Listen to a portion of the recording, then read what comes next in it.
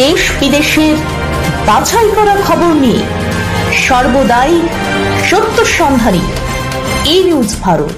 নমস্কার, ই নিউজ ভারতে আপনাদের সকলকে স্বাগত। শুরু করছি ওয়েদার আপডেট।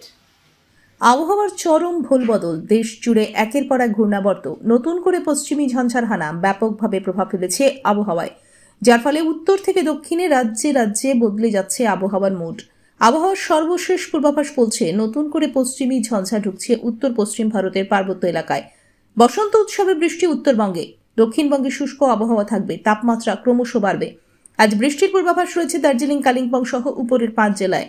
আবহাওয়া দপ্তর আগেই জানিয়েছিল দোলের দিন দক্ষিণবঙ্গের তাপমাত্রার পারদ 35 ডিগ্রি পেরিয়ে যেতে পারে, জেলায় জেলায় তাপমাত্রা 38 ডিগ্রি পৌঁছে যেতে পারে।